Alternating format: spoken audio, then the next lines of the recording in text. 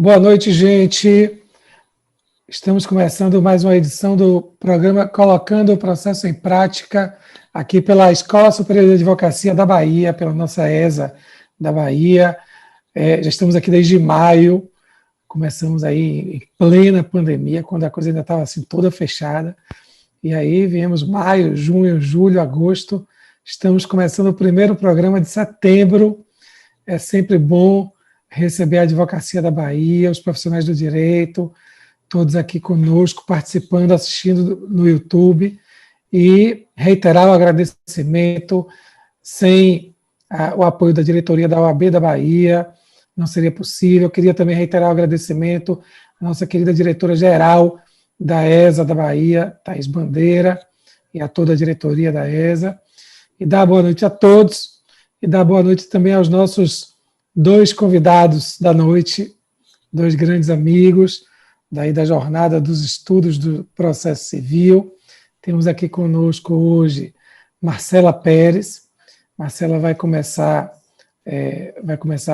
ser a primeira a falar, vai falar aí do incidente de arguição de inconstitucionalidade, e depois disso a gente vai ouvir também nosso amigo lá, catarinense, né, que fala formalmente, né, Lami? Catarinense. Barriga verde é um erro histórico, né? Catarinense. Aí a gente quer saber depois por que é um erro histórico, aí você vai explicar para a gente. Boa, deixa comigo, combinado. Maravilha. E também que é o Manezinho da Ilha, né?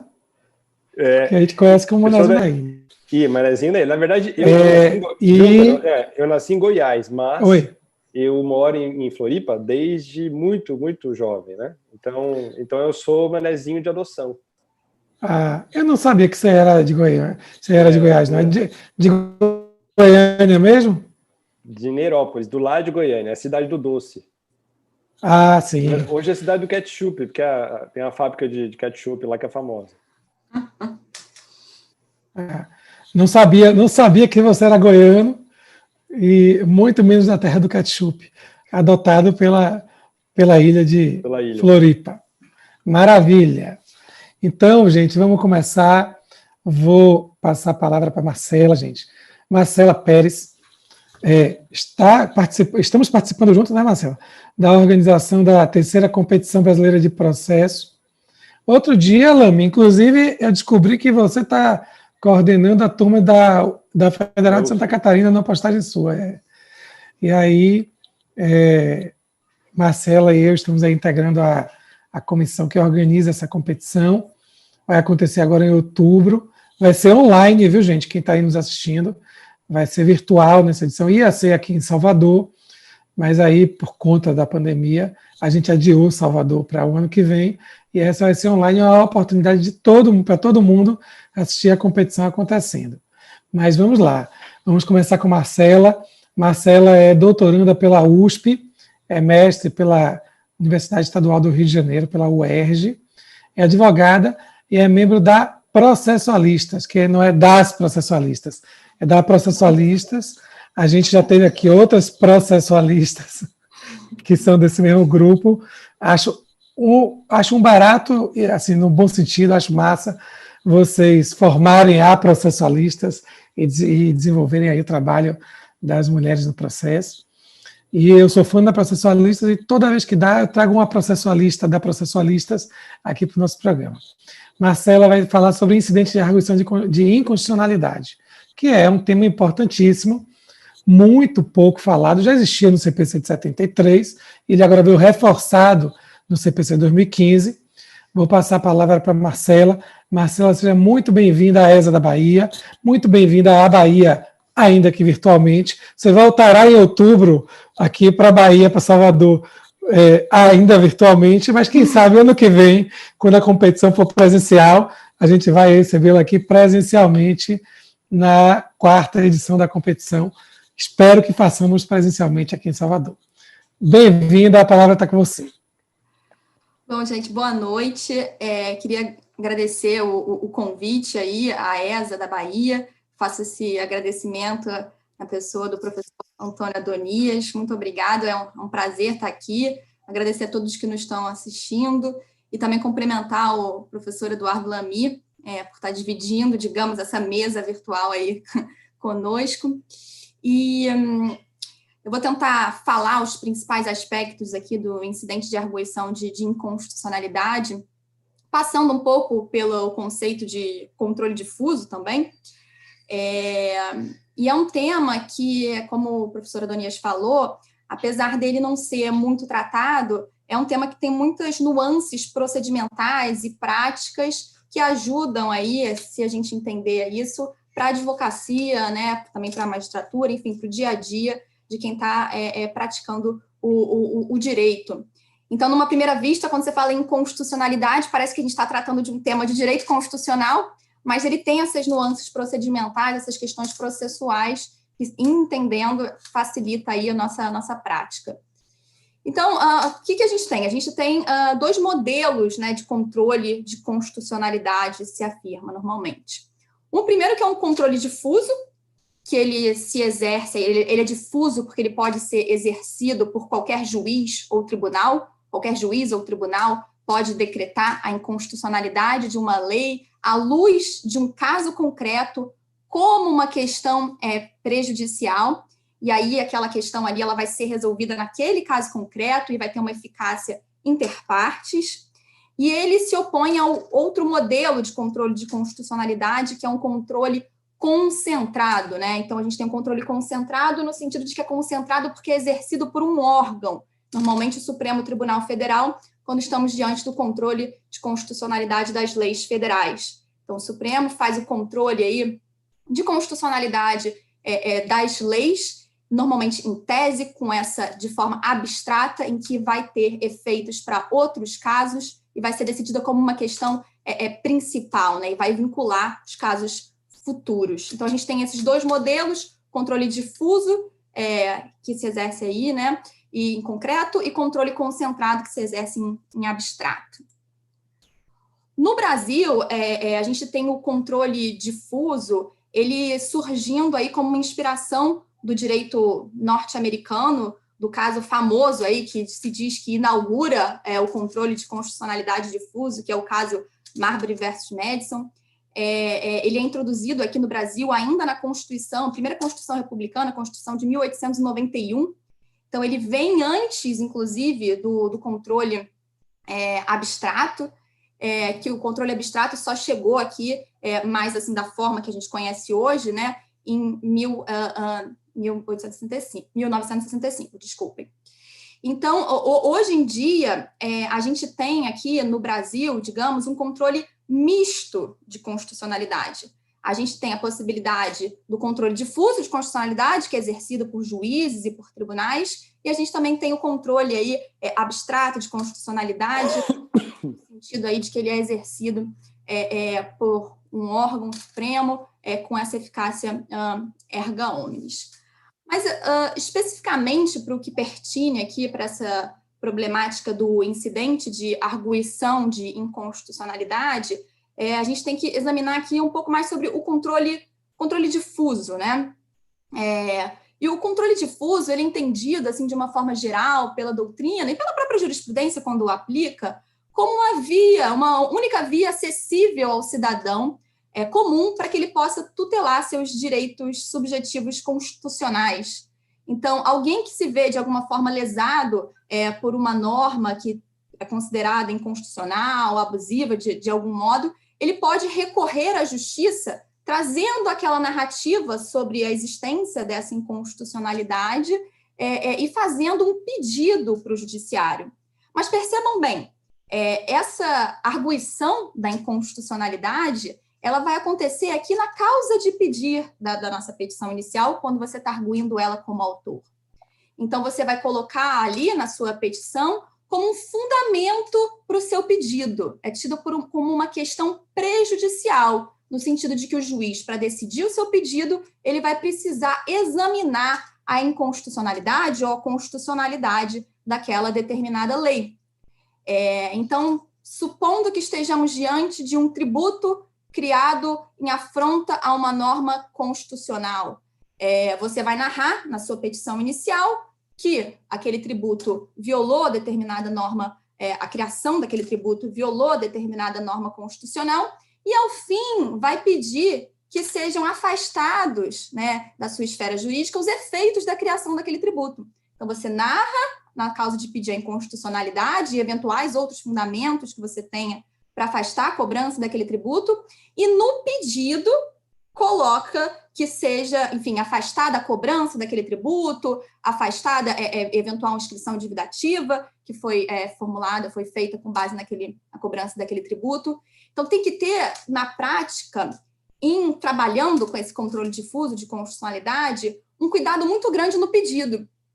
Por quê? O pedido ele não pode nunca ser, no controle difuso, a decretação, a declaração de inconstitucionalidade daquela norma, daquele ato, né, que estamos impugnando.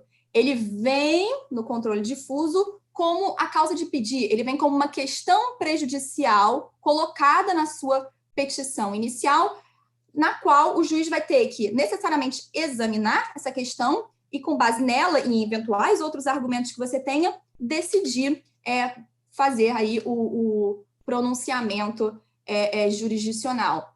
Então, você, né, formula, você, como parte, faz esse pedido, digamos, de declaração de inconstitucionalidade ali à luz de uma situação concreta que você vive, e não uma situação abstrata, levando ali essa narrativa do seu caso para o juiz. Então, a própria parte, né, de uma relação jurídica pode pedir isso no bojo aí desse processo, nessa narrativa da sua petição inicial. Então, todos aqueles que integram a relação processual podem fazer esse pedido, podem participar do controle difuso. O Ministério Público também, como custos legis ou quando ele é parte. Os terceiros que tenham intervindo legitimamente também pode pedir. E o juiz. O juiz, ele pode decretar, inclusive de ofício, a inconstitucionalidade de uma lei. E, em relação ao juiz, afirma-se, inclusive, que ele tem um poder-dever de fazer essa declaração de inconstitucionalidade, justamente porque ele está resguardando o ordenamento jurídico e, diante de uma norma inconstitucional, uma norma que afronta a ordem constitucional, ele não poderia se calar e ele deveria atuar já na declaração. Obviamente que, se nenhuma das partes tenha falado nada sobre isso antes, ele vai ter que agir de acordo com o artigo 10 do CPC, intimando para que elas se manifestem em contraditório. Mas, então, esse controle difuso ele pode ser exercido aí, digamos, amplamente, inclusive pelo próprio juiz. Então, a gente tem que, na primeira instância, esse controle de constitucionalidade difuso, ele é feito sem grandes amarras, né? O juiz ele pode ali, diante da petição inicial, ele vê um pedido de tutela de urgência que tem esse fundamento numa inconstitucionalidade, ele pode chegar já de pronto, conceder uma liminar com base naquele fundamento, ele pode também dar uma sentença, proferir uma sentença que tenha esse fundamento, sem passar por nenhuma espécie de procedimento que exista para que ele possa exercer esse controle difuso. Todavia, quando a gente está diante de um tribunal, isso já muda de figura. E por que muda de figura? Muda de figura por conta da previsão do artigo 97 da Constituição Federal, que eu leio aqui para vocês. Somente pelo voto da maioria absoluta de seus membros ou dos membros do respectivo órgão especial, poderão os tribunais declarar a inconstitucionalidade de lei ou ato normativo do poder público. Então, quando a gente está diante de um tribunal, um órgão fracionário aqui, de um tribunal, uma Câmara, por exemplo, uma turma de um tribunal de justiça ou de um tribunal regional federal, ele vai precisar aqui submeter essa declaração de inconstitucionalidade aos membros do órgão especial, que deverão aí por votar com maioria absoluta para declarar essa inconstitucionalidade. Essa norma é chamada de reserva de plenário, full bench, aí também se fala, E ela vem, se o controle difuso já vem desde 1891, a reserva do plenário ela vem desde a Constituição de 1934. Então, desde 1934, a gente já tem essa regra, a semelhança, obviamente, que não é exatamente igual, mas a semelhança do que está previsto no artigo 97 da nossa Constituição atual. Então, esse dispositivo ele vem aí na linha da presunção de constitucionalidade, né, respeitando um processo legislativo que houve pelos nossos representantes eleitos pelo voto popular. Então, a presunção de constitucionalidade das leis, quando se chega no tribunal, ela deveria aí, ceder, né, apenas quando estivermos diante de um voto da maioria absoluta dos membros do respectivo órgão especial daquele tribunal. Se afirma também que essa submissão à reserva de plenário é uma condição de eficácia jurídica da declaração de inconstitucionalidade, né? Tem essa questão de eficácia, condição de eficácia jurídica. E então, assim, em termos práticos, quando a gente chega no tribunal, em fase de uma apelação, digamos, um agravo de instrumento, fase recursal, né? Ou quando a gente está também diante da competência originária do tribunal, e na petição vem aquela alegação de inconstitucionalidade, o juiz, o desembargador, vai ter que examinar aquilo e ele, quando examina, se ele for afastar aquela norma, ele vai ter que afastar por inconstitucionalidade, ele vai ter que necessariamente submeter a decisão dele à reserva do plenário, que a gente vai ver mais à frente. Mas é muito sutil isso, porque nem sempre essa declaração de inconstitucionalidade ela vem de uma forma expressa, nem sempre você vem ali falando, declaro inconstitucionalidade incidental, afasto a norma, às vezes simplesmente não se fala nada e se afasta, não se cumpre, se ignora. Então, por isso que em muitos casos, acaba que às vezes você não observa a reserva de plenário, porque não houve uma declaração expressa de inconstitucionalidade. Mas sempre que houver o afastamento da norma constitucional, de uma norma jurídica, se entende que aqui estaria havendo uma declaração de inconstitucionalidade, né? E justamente por isso que essa regra da reserva do plenário às vezes é descumprida, mas o Supremo Tribunal Federal editou uma súmula vinculante para reforçar que a reserva de plenário deve ser obedecida mesmo nesses casos em que não há declaração expressa de inconstitucionalidade. Então, eu leio aqui para vocês, súmula vinculante número 10. Viola a cláusula de reserva de plenário a decisão de órgão fracionário do tribunal que, embora não declare expressamente a inconstitucionalidade de lei ou do ato normativo do poder público, afasta sua incidência no todo ou em parte. Então, percebamos que, mesmo quando não for declarada expressamente essa inconstitucionalidade, mas for afastada a norma, a gente vai precisar, ainda assim, submeter a reserva de plenário. E como que a gente submete para a reserva de plenário? Qual é o meio processual para isso?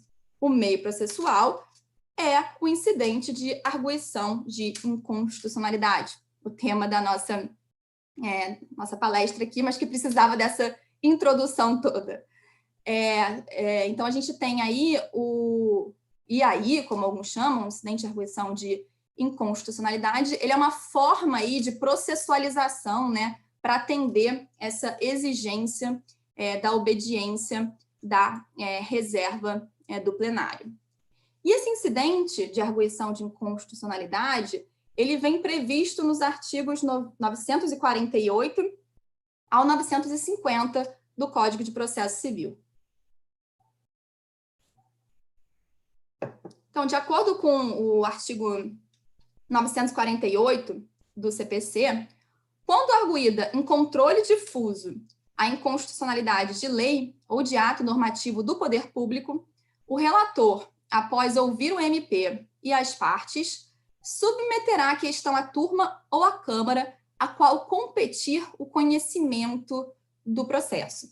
Então, chegou lá na Câmara, na turma, se viu que tinha aquela declaração, as partes vão aí se manifestar, obviamente, se elas não tiverem se manifestado, o Ministério Público e o desembargador, o relator, ele vai analisar aquilo ali, aquela questão prejudicial de constitucionalidade e vai verificar se existe alguma probabilidade de acolhimento daquela alegação e se ele considerar, se ele estiver tendente a acolher aquela alegação de inconstitucionalidade, ele vai levar o processo para a turma ou para a Câmara, submeter ao colegiado, para que então se decida sobre se vai ser instaurado esse incidente de arguição de inconstitucionalidade.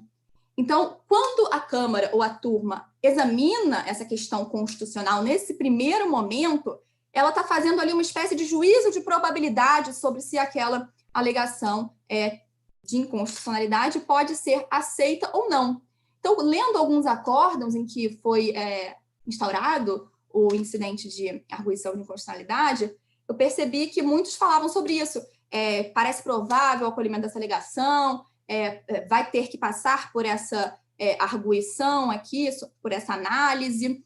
E, então, a gente tem aqui que, se entender que é provável, que tem chances de acolhimento, esse incidente, essa arguição, né, de inconstitucionalidade, ela é acolhida, e aí o processo, a questão aí vai ser remetida para o plenário do tribunal ou para o órgão especial onde houver.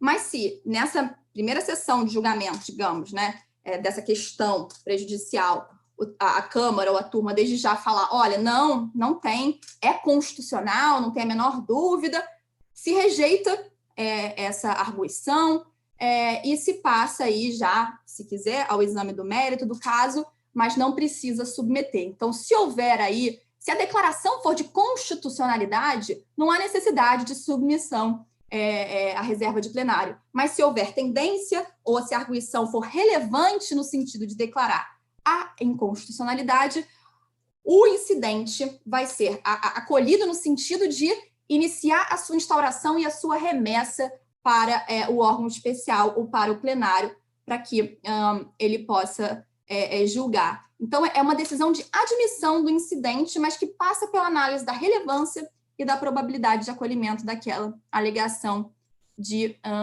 inconstitucionalidade.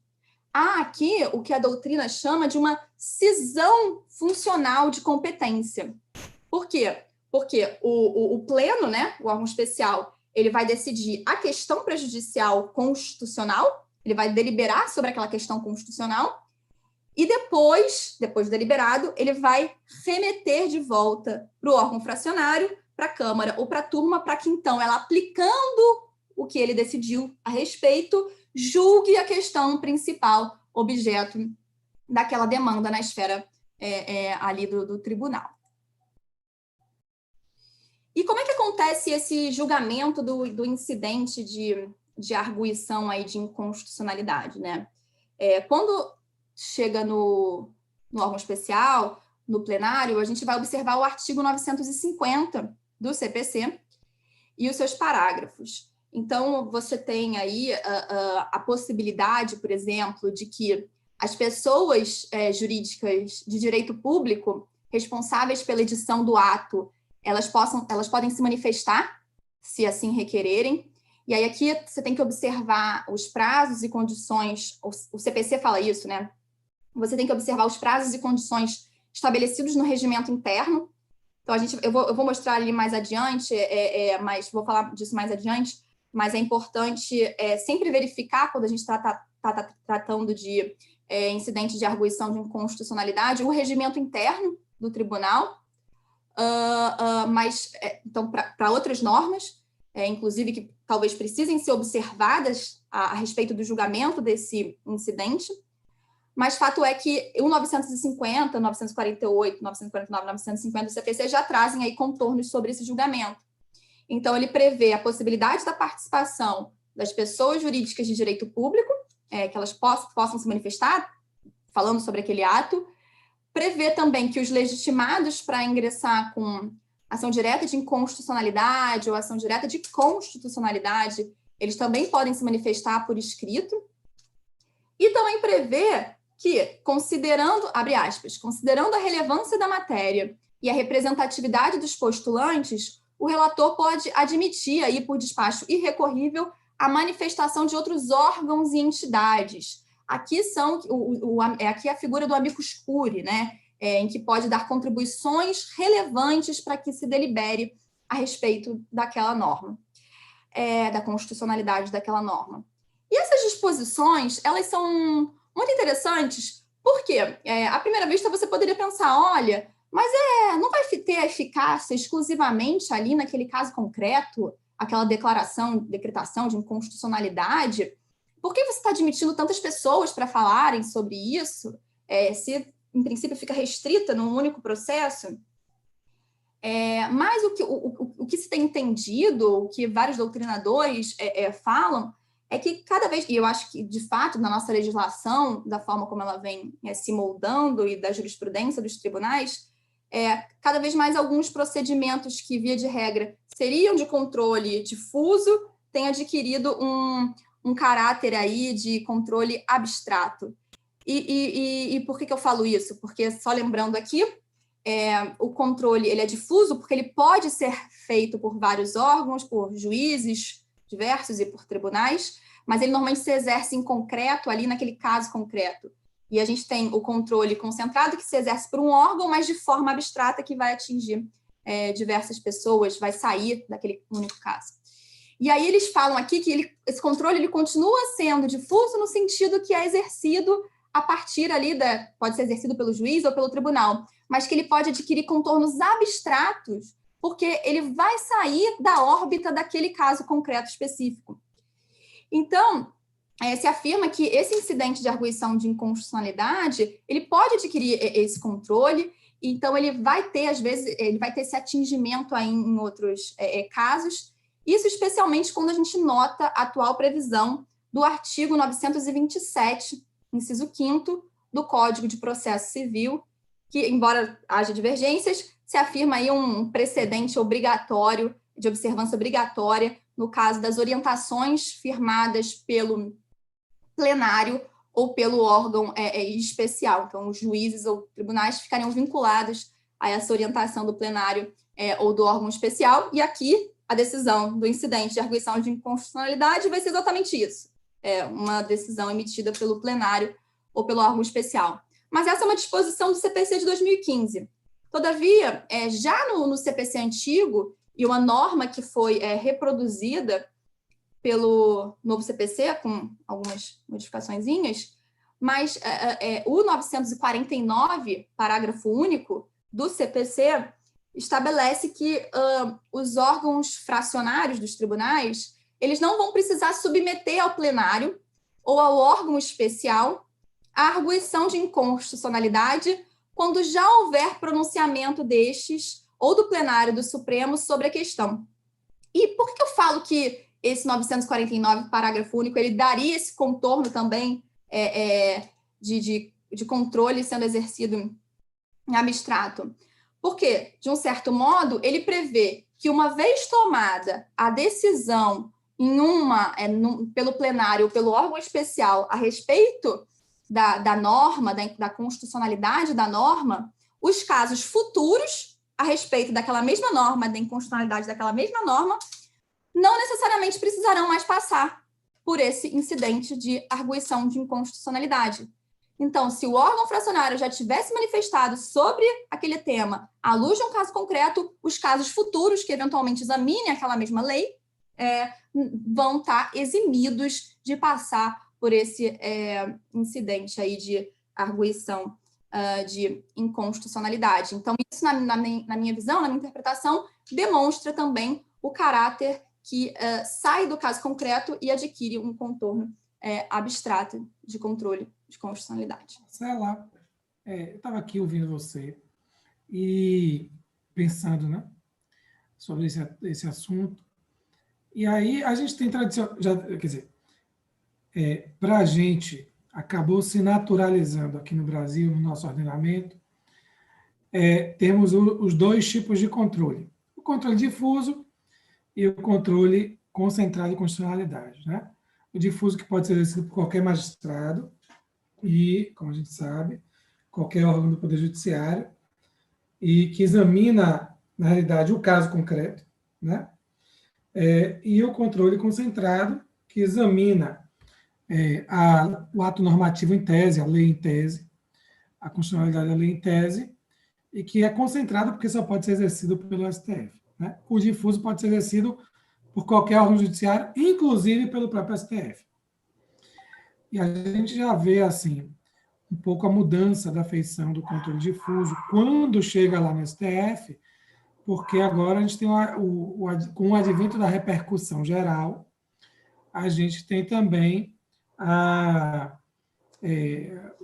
assim, uma objetivação do processo, mesmo dos processos individuais, e aí aquela declaração de inconstitucionalidade, mesmo pela via difusa, acaba ganhando um contorno muito maior do que aquele contorno de operar efeito somente em interpartes.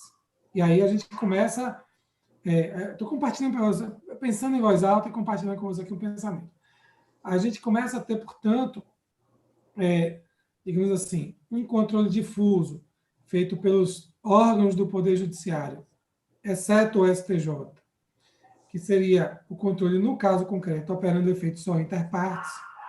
Teremos um controle difuso feito pelo STJ, que, com o advento da repercussão geral, já não teria só efeitos interpartes, mas ultrapartes.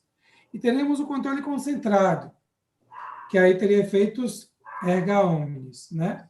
Uhum. E aí, veja, você falando aí, eu estava aqui pensando, será que com o incidente de arguição de constitucionalidade e o fato dele estar ali previsto, a decisão está ali prevista no artigo 927, inciso número 5, com o advento expressamente feito pelo CPC, dizendo que esse precedente aí vai ter uma observância obrigatória, né? Seria um precedente obrigatório na sistemática do CPC 2015. Veja que talvez tivéssemos aí uma quarta modalidade de controle, uma coisa muito brasileira, né? Ou seja, porque, o que eu quero dizer, primeiro que não é, nos outros países, nos outros ordenamentos, ter dois controles, o concentrado e o difuso, já não é uma coisa corriqueira, não é uma coisa usual, né? Então, a gente tem o concentrado, em alguns ordenamentos o concentrado, em outros o difuso, e aí nós, brasileiros, viemos aqui inspirados pelos norte-americanos, e falamos, bom, temos um controle concentrado e um difuso. E começamos a, digamos assim, a customizar a brasileira o controle difuso. Primeiro mudando lá no STF com a repercussão geral, e agora com o incidente, agora com o CPC 2015, com o incidente de arguição de inconstitucionalidade, que a gente passa a ter aí, veja, quando o controle é feito com essa reserva aí de competência do plenário, já não é a mesma coisa do controle difuso feito pelo juiz de primeiro grau ou pelo relator, pelo órgão fracionário sozinho, né? Sim. Então, você passa a ter uma eficácia completamente diferente, né? Você acha que então, assim, podemos falar que temos 4 modelos de controle de constitucionalidade, o concentrado e o difuso com 3 vertentes diferentes? O que você acha? Eu concordo. Eu acho que o controle difuso, ele realmente tem essas vertentes, poderiam ser 3, né? Da forma que você colocou, e o incidente de arguição de inconstitucionalidade, ele desperta aí realmente várias questões a respeito disso, porque você vê que mais do que um tribunal estadual, né, o tribunal ou federal, que vai estar se manifestando sobre aquele tema no seu órgão especial ou no seu plenário, e aquela questão ela vai ser decidida, inclusive alguns regimentos internos, como o do Tribunal do Rio, eles trazem uma previsão específica dizendo que a partir de determinado número de votos, aquela decisão ela vincula os juízes do tribunal, os órgãos do tribunal. Então, assim, tem alguns regimentos que vão até além para deixar isso ainda mais expresso do que a gente já tem na nossa legislação processual, no CPC, né? Então, com certeza, eu acho que essa poderia ser uma espécie, sim, de controle difuso exercido pelos tribunais, que adquire esse controle mais abstrato, além do que o Supremo já faz ali na repercussão geral, e o que o juiz de primeira instância faz. Eu acho que é uma boa observação, sim. Acho que estou de acordo. Deixa eu colocar uma pimentinha. Nós tivemos, Marcela e Antônio, aqui em Santa Catarina, a declaração de constitucionalidade pelo Tribunal de Justiça em incidente, tá? Em incidente, de uma norma que era um novo regimento específico da Assembleia Legislativa, tá? Declarado isso pelo julgamento colegiado como constitucional, houve recurso. E aí eu tenho que me lembrar qual ministro foi, mas eu acho que foi o ministro Celso de Mello, deferiu uma liminar para suspender a eficácia vinculante das decisões da cláusula de plenário, que foi recente, essa decisão foi depois do CPC. E aí a grande discussão entre o pessoal, né, que a gente começou a ter com relação a isso faz sentido que, já que nós temos um sistema com tantas...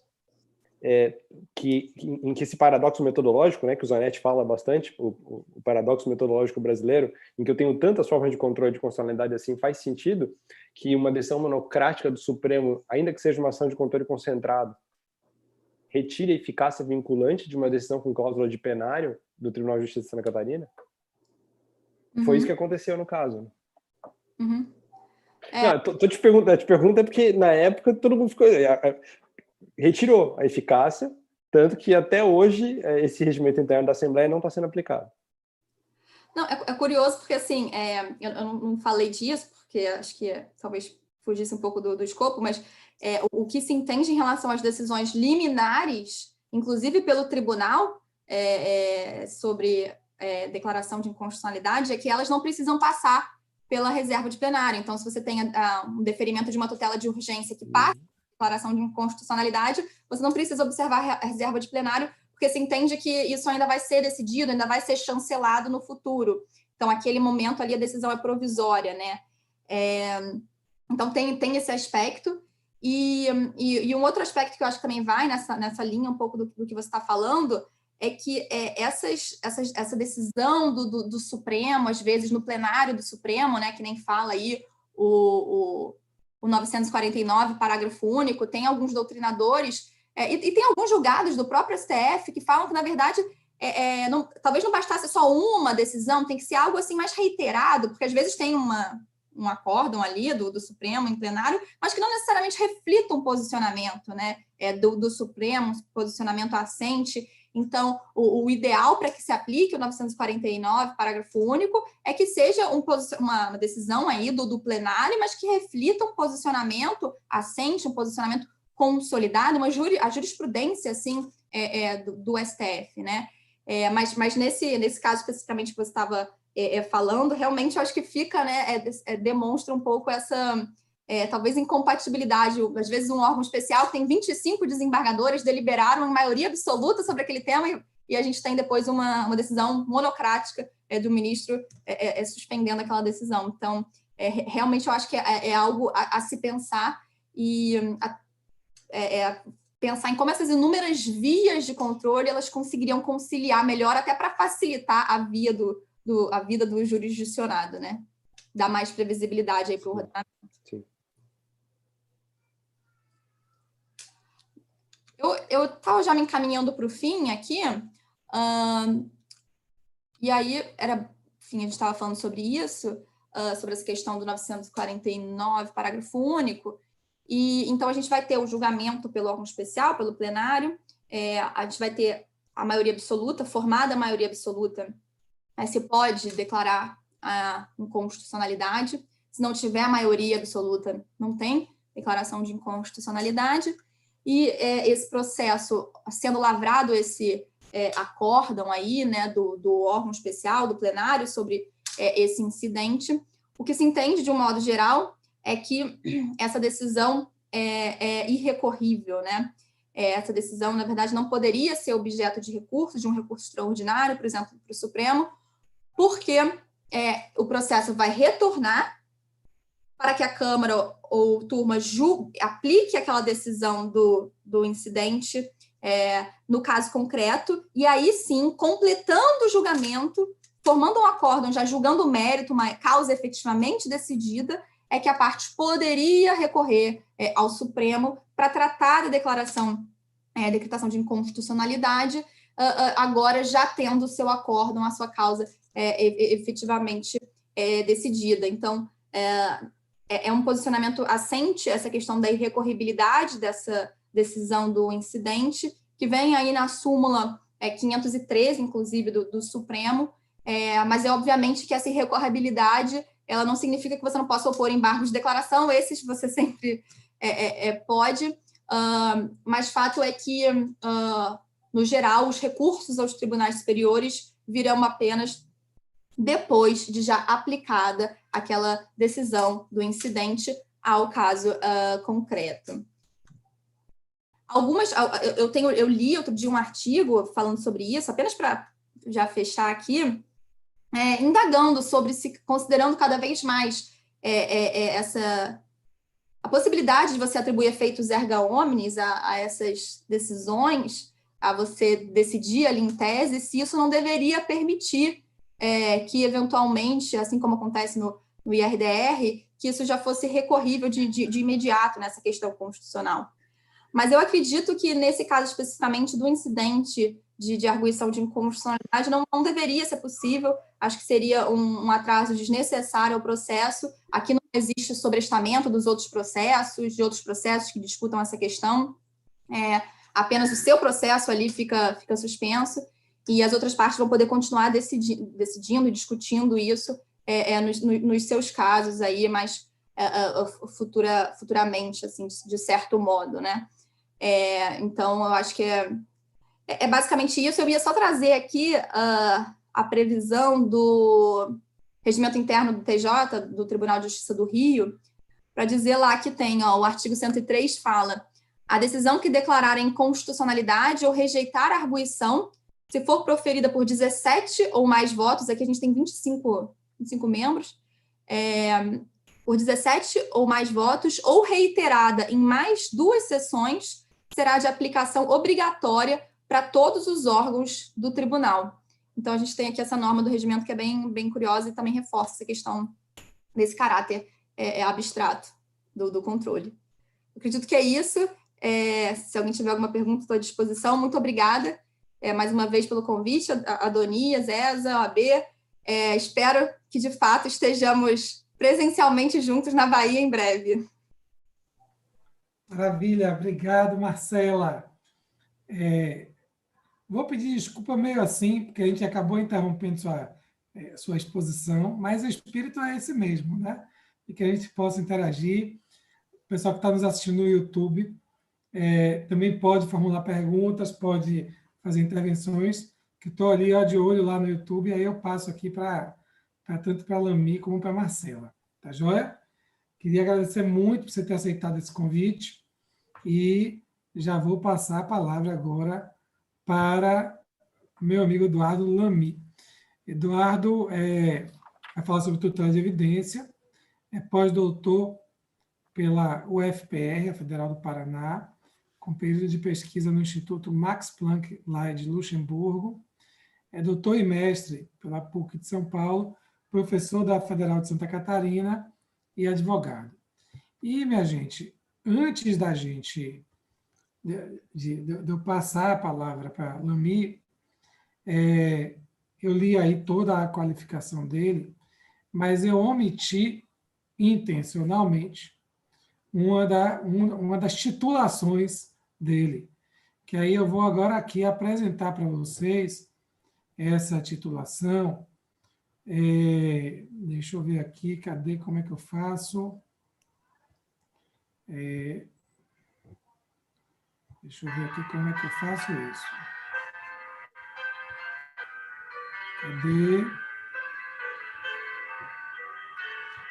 Deixa eu ver se eu consigo me interar aqui com uma tecnologia. Tá dando para ouvir o som aqui. A introdução da sua fala é com música. Eu queria colocar aqui para o pessoal assistir, porque é você que está tocando. Só que aí eu não estou conseguindo colocar aqui na tela. Mas não faz o pessoal sofrer assim, não. Não precisa. Mas, que legal, Donias. Muito, muito obrigado. Você se ouviu? Você ouviu aí tocando? Porque a ideia era... Balada por Adeline. Exatamente. Mas espera aí que eu sou teimoso. E aí eu estou tentando até agora. Deixa eu ver se eu passo para a... Não consigo passar. Mas aqui, gente, foi uma falha do apresentador que não soube colocar Eduardo Lamy tocando. Mas um dos eu já coloquei, Daniela está dizendo aqui para a gente, clique embaixo, compartilhar a vida. Eu fiz isso, mas não apareceu a tela dele tocando. Eduardo Lamy é um excelente pianista. Nós dois temos essa dupla em comum. Eu sou fã dele por esses dois motivos, porque é processualista, além de um excelente amigo, é processualista e é um pianista de mão cheia, gente. Então, agora sim que está devidamente apresentado, Lamy. Seja bem-vindo à Reza da Bahia. Eu não descansarei, ainda vou tentar fazer o compartilhamento. Tá bom, combinado. Olha, primeiro, Primeiro, tem gente de Goiás assistindo a gente, viu? Que já... Otávio. Que já falaram, meus conterrâneos também estão assistindo. Em Goiânia. Disse aqui, professor, estou aqui da turma do IDP de Goiânia. Então, dizer que tem conterrâneos seus de Goiás assistindo. E queria que você falasse um pouquinho essa coisa do barriga velha, que eu não sabia disso. Você falou assim, não, é um erro. E aí acabou ficando assim. Então, começa por aí, depois entra na total de evidência. Tá, vamos lá. Primeiro, antes de mais nada, eu quero te dizer, Antônio, que faz algum tempo, eu vejo você organiza vários eventos e mesas e painéis, etc., e sempre com uma simpatia muito grande, temas absolutamente interessantes, sempre convida gente muito preparada, né? Eu assisti alguns, né, dos eventos que você monta, principalmente agora na pandemia, e são eventos sensacionais, né? São bate-papos aí muito legais. E aí eu até conversei com você, falei, pô, Antônio, eu ia adorar participar de um bate-papo desse, porque eu acho muito legal. E eu quero te dizer que eu agradeço muito mesmo, né, o convite, e agradeço também você, né, colocar currículos que não sejam só questão de processo, porque o processo é um troço interessante, o conteúdo é muito legal, mas se a gente não tomar cuidado, nós ficamos muito chatos, a gente se torna pessoas enfadonhas, porque nós estudamos um tema que está intimamente ligado com a burocracia. E por isso eu agradeço muito que você possa me descrever de um jeito mais humano, né? Todos nós merecemos isso. E o fato de nós dois gostarmos tanto de música, na verdade não tem ninguém eu não conheço uma pessoa que me diga assim, eu não gosto de música. Até agora não existe isso, né? Então, quando a gente se define como alguém apaixonado por assuntos como esse, isso é muito bom, faz muito bem, né? Então, obrigado mesmo, tanto pelo vídeo, pelo som, e que a gente possa aí cada vez mais estreitar a nossa amizade, tá? E, Marcela, parabéns, uma exposição claríssima, super profunda, anotei um monte de coisas aqui para refletir mais até sobre esse tema, tá? É um dos temas no novo CPC que eu não estudei como eu gostaria, e eu tenho uma disciplina que é processo de constituição na UFSC, e então é um tema que eu gosto, e então eu tenho que me aprofundar mais, me serviu muito para ter muitas ideias interessantes. Parabéns mesmo, tá? Além disso, com relação à questão da história, vamos lá. Guerra do Paraguai, tá? O que acontece? O pessoal de Santa Catarina tem uma divisão litorânea em que você tem os portugueses. Depois você tem a Serra, né, como no Brasil, o Planalto, e ali você vai ter alemães e italianos. E depois, na parte oeste de Santa Catarina, era mais o pessoal de São Paulo e Paraná que descia por ali. Então, são três culturas um pouco diferentes aí em Santa Catarina. e eles entre si, os grupos que foram para a Guerra do Paraná, eles não se conheciam tão bem. Então, para poder saber quem era de Santa Catarina, eles realmente colocaram uma faixa verde na barriga. Só que o que eu depois aprendi, lendo alguns livros sobre a Guerra do Paraguai, é que essa faixa foi da ideia do pessoal do Paraná, não foi do pessoal de Santa Catarina. Né? Então, até hoje, quando falo Barriga Verde, que é o pessoal de Santa Catarina, na verdade, o maior grupo do pessoal que estava ali era o pessoal do Paraná. É que, na verdade, aquela faixa de contestado, principalmente Paraná e Santa Catarina, que depois foi objeto de uma nova guerra, já era uma discussão de onde é que esse pessoal é. Né? Então, tem vários historiadores que falam sobre essa questão do Barriga Verde e dizem que essa identificação de serem os catarinenses Barriga Verde, ela não é correta, porque o pessoal do litoral não é, o pessoal do oeste também não é, e mesmo o pessoal do meio oeste, que em tese estaria usando essas faixas, muitos deles seriam do Paraná. Né? Então, mas virou Barriga Verde, não adianta. Né? Quantas vezes, quanta brincadeira, quantas coisas as pessoas falam pra gente por conta desse negócio de Barriga Verde, né? E no meu caso, como eu sou de Goiás, quero cumprimentar os amigos de Goiás aí, porque é um estado que eu tenho muito carinho, tenho muitos amigos lá, né? Assim como tenho muitos amigos aí na Bahia, né? Adoro os nossos amigos aí da Bahia, os amigos do processo, os amigos da advocacia, os amigos da época que eu corria, porque eu corria de bicicross quando era guri, tinha um monte de gente aí da Bahia que corria. Eu fui para Salvador, inclusive, quando eu era guri, correr um campeonato mundial que teve aí, dentro do estádio do Pituaçu, teve um campeonato de bicicross que foi disputado aí em Salvador. Então, é uma alegria cumprimentar todo mundo, né? E com os 2 minutos que me restam de tempo, falar um pouco da tutela de evidência, né? Mas não lhe restam 2 minutos, não. Peraí, agora eu fiquei preocupado. São 3. Não, lhe resta o tempo que você quiser. Então tá. A Daniela da ESA já falou que a gente não tem porque às vezes tem assim, um programa às 8 da noite, a gente tem que acabar até 8. Nosso horário vai até 7h30, 7h45, a gente vai. Tranquilidade. Tá, vamos lá. Não, perfeito, mas eu acho que 15, 20 minutos, acho que a gente não precisa se estender muito, e conforme for depois, a gente pode fazer discussão, perguntas, né? Tutela de evidência é um dos temas que o advogado e o operador do direito, na minha opinião, melhor pode aproveitar e pode passar a utilizar com mais frequência em relação a todos aqueles novos temas do CPC de 2015. E ainda é um tema pouco utilizado. As pessoas estão utilizando cada vez mais, estão estudando cada vez mais, estão tentando aproveitar, mas, na minha opinião, na grande maioria das vezes, estão tentando aproveitar de forma não adequada, e noutras vezes em que seria absolutamente adequado aproveitar a tutela de evidência, as pessoas não estão fazendo isso. Então, o que como é que funciona isso, né, no CPC de 2015? Nós, antigamente, dividimos a tutela jurisdicional entre tutela cognitiva, tutela executiva e tutela cautelar. Qual que é o problema dessa classificação? É que a tutela cautelar sempre foi uma espécie de tutela executiva. A cognitiva era aquela que declarava, uma executava e a outra também executava. Executava para cuidar, para cautelar, mas também executava. Então, era contraditório dizer que eu tinha classificação das espécies de tutela jurisdicional a partir da produção ou não de ato executivo, porque, no fundo, 2 delas produziam ato executivo. Então, o CPC de 2015, assim como a maior parte dos ordenamentos de processo no mundo todo, divide tutela jurisdicional em definitiva e provisória.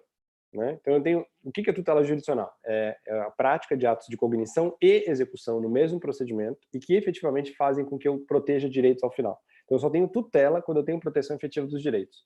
Senão, eu não tenho tutela, porque tutela é cuidado, e cuidado é na vida das pessoas.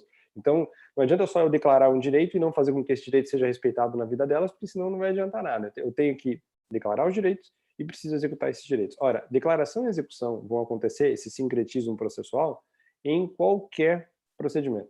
Tá? Em qualquer procedimento e mais, vão acontecer inclusive provisoriamente. Eu não preciso ter cognição exauriente e também não preciso ter trânsito em julgado para que eu só então tenha uma tutela jurisdicional. Então, por esse motivo, eu terei sim uma tutela que é definitiva, depois que vai ser aquela equivalente à execução daquilo que transitou em julgado, né? Eu estou executando aquilo que transitou em julgado. Então, essa é a tutela jurisdicional definitiva. Mas eu também terei, em várias outras vezes, a execução de uma decisão que ainda não transitou em julgado. Então, a execução da decisão que não transita em julgado diz respeito àquelas medidas que são provisoriamente executadas. A tutela jurisdicional provisória, sob o prisma do conceito em si, vai ser prestada por meio da tutela provisória, prevista lá na parte geral do Código, mas também vai ser prestada pelo cumprimento provisório das decisões. Então, enquanto ainda não transitou em julgado, o cumprimento provisório também é uma tutela jurisdicional provisória. Ok? O cumprimento provisório das decisões também é. Mas, o capítulo do CPC, que trata da tutela provisória, que está ali na parte geral, se aplica antes mesmo de eu ter uma sentença que está sendo provisoriamente cumprida. Ele se aplica desde já, e ele se aplica para qualquer procedimento. Inclusive fora do processo civil, muitas vezes ele se aplica. Então, o ponto central este capítulo versa sobre uma espécie de tutela jurisdicional generalizada para a qual eu não preciso ter uma sentença. E ele tratava originalmente no Código de 3 espécies de tutela provisória. 3. Primeiro, tutela sumária, desapareceu depois. Depois, tutela de urgência. Depois, tutela de evidência. Tá? Tutela de urgência é aquela que eu tenho sempre que eu preciso de urgência no caso concreto. Eu preciso de uma prova da urgência. Tá? Toda tutela de urgência depende de fato e de direito. Fato e direito, fato e direito. Em qualquer lugar do mundo é isso. Fato e direito. E o direito é demonstração do meu direito e o fato é prova da urgência. É isso. Prova da urgência. Qual que é o ponto? A evidência não trabalha com urgência. A evidência pega o direito e fala assim, ó, pode ser que o meu direito seja probabilíssimo, muito provável. Mas não cabe ao juiz dizer se ele é muito probabilíssimo na hora que ele está analisando isso no começo do processo. Cabe à lei dizer. Não cabe ao juiz. Porque se o juiz pudesse julgar, olha, esse direito aqui é probabilíssimo, eu estaria dando muito poder para o juiz. Eu estaria fazendo com que ele pudesse julgar de uma maneira muito subjetiva os processos, né? Desde já, linearmente. Então, eu tenho uma tutela provisória que é dada nas situações em que a própria lei diz que o direito é muito provável.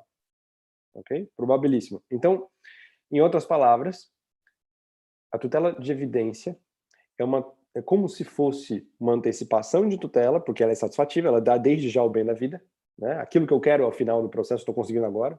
Tá? Eu vou dar vários exemplos daqui a pouco, mas o ponto é, aquilo que eu quero no final, estou conseguindo agora. E eu consigo isso sem demonstrar urgência. Eu consigo isso só porque o sistema jurídico está claramente dizendo, e eu vou entrar nas hipóteses daqui a pouquinho, rapidinho, que o juiz deve deferir liminarmente, porque é muito provável que eu ganhe essa ação. Tá? Então, o ponto é, além dessas situações todas, eu tinha na tutela provisória a tutela sumária, que foi retirada. O que é a sumária? A tutela sumária é aquela em que a cognição não é exauriente, mas ela é tutela definitiva, tá? Porque ela é irreversível. Então, vocês pegam todos os casos de tutela irreversível, e ainda hoje, é através da tutela provisória que eu defiro essas medidas. Né? Por exemplo, a cirurgia que vai ser irreversível, vou ter que fazer porque não dá para desfazer depois, a transfusão de sangue que não dá para desfazer depois, e que eu defiro essas coisas todas por liminar, né? Irreversível. Tá? É ainda uma situação que o código podia, na minha opinião, ter sim versado sobre. Não precisava ter feito isso na tutela provisória, porque não é provisória essa tutela, ela é irreversível, portanto ela é definitiva, mas tinha que ter isso em algum lugar para deixar claro que em situações excepcionalíssimas o juiz pode, em cognição sumária, decidir. Tá? Mas o ponto a gente ainda faz isso com base no inciso 35 do artigo 5º da Constituição. Nós, hoje, tentamos adequar a tutela jurisdicional. E é daí que vem a evidência. A evidência vem da tentativa que a gente tem de deixar a tutela mais adequada possível para os casos concretos. Né? Por que eu preciso demonstrar tanto a urgência se em determinadas situações o direito é tão evidente? Tá? Muito bem. O que eu vejo? A tutela de evidência foi primeiro no Brasil. O ministro Fux tem um livro que é Tutela de Segurança e Tutela de Evidência. Ele vai trabalhar e diz o seguinte, para nós a tutela é sempre de segurança. As pessoas não perceberam que a tutela da evidência tem um risco, ela tem um riscozinho de estar errada. Tem, claro que tem. Porque tudo tem risco na vida, né? Inclusive as decisões judiciais.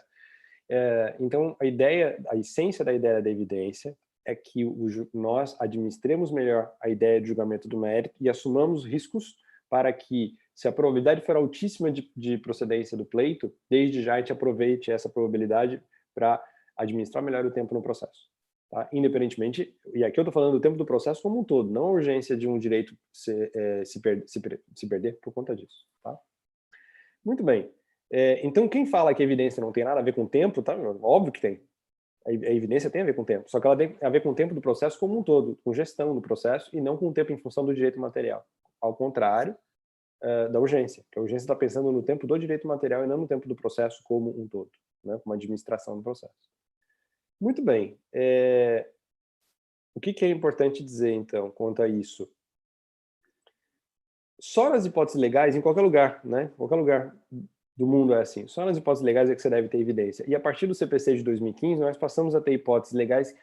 Uma delas nós já tínhamos no CPC de lá no artigo 273 do CPC de 73, tá? Que era o inciso 2, em que eu tinha antecipação de tutela sanção. Lá, sempre que eu tivesse comportamento protelatório do réu, o juiz podia antecipar tutela sanção, né?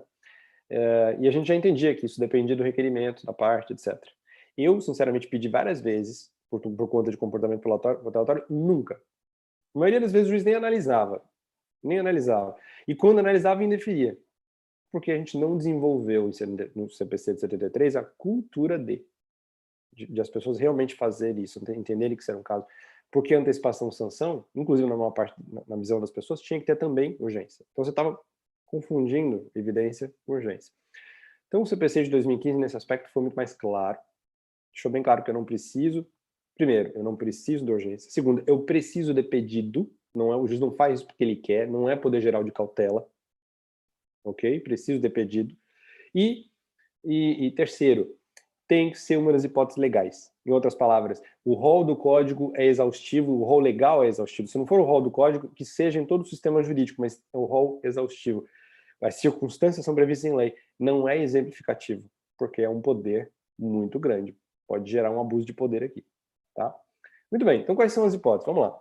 Primeiro, são as hipóteses do artigo 311 do Código. Tá?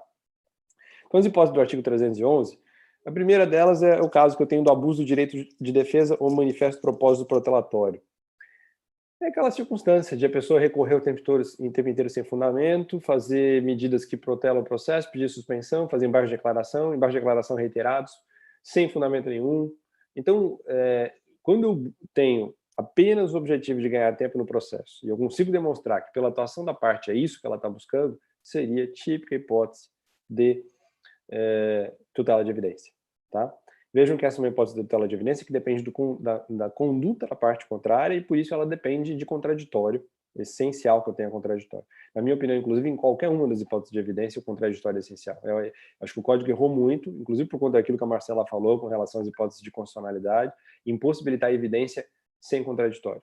Tá? Em alguns casos, como eu vou falar daqui a pouco. Mas, esse é o primeiro caso.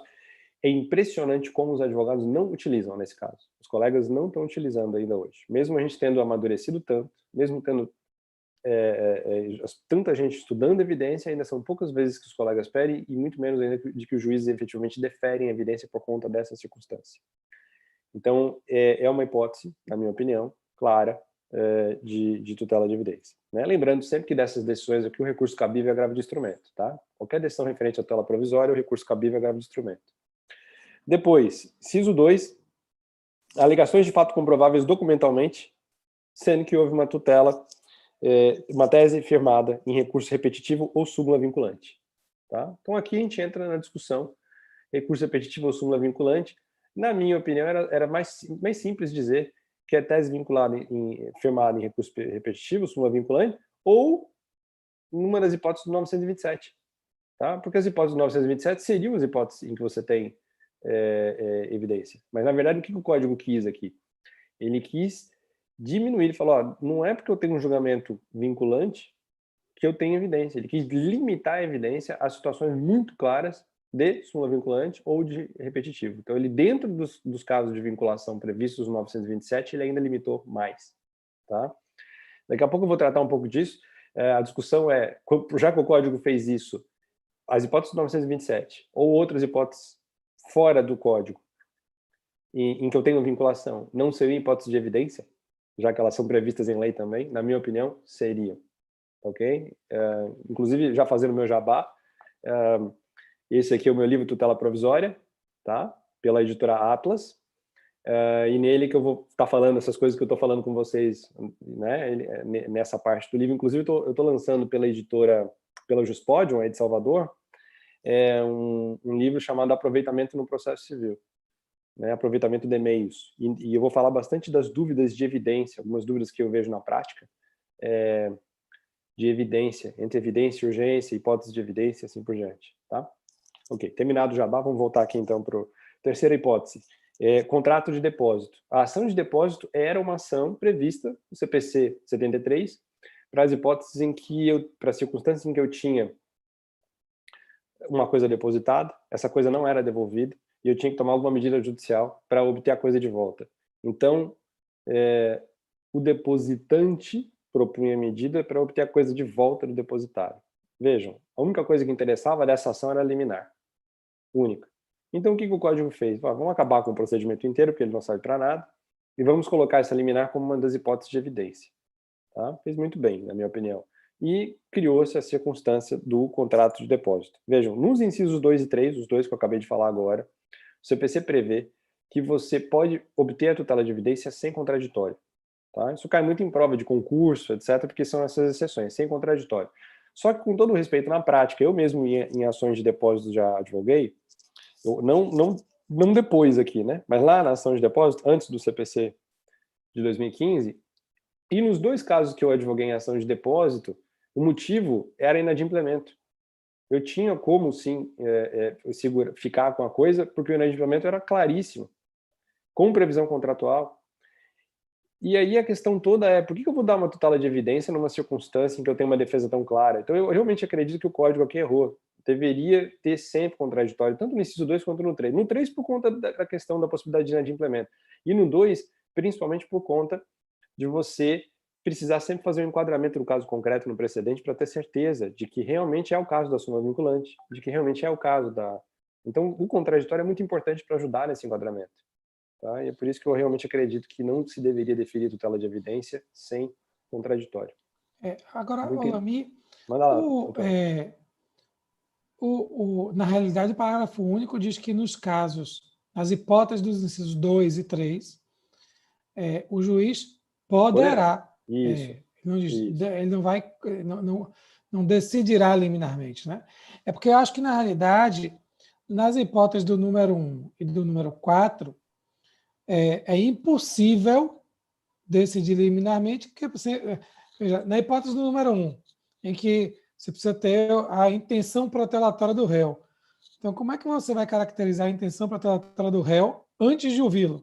Né? Sim. E na hipótese do número 4, que você ainda vai falar,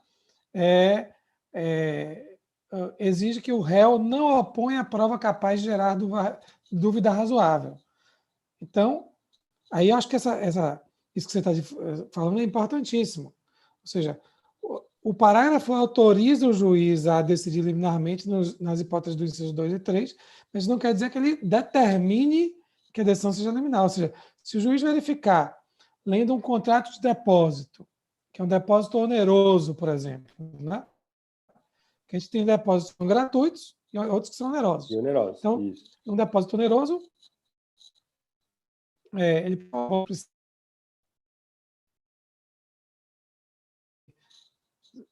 para saber se foi pago ou se não foi pago. Né?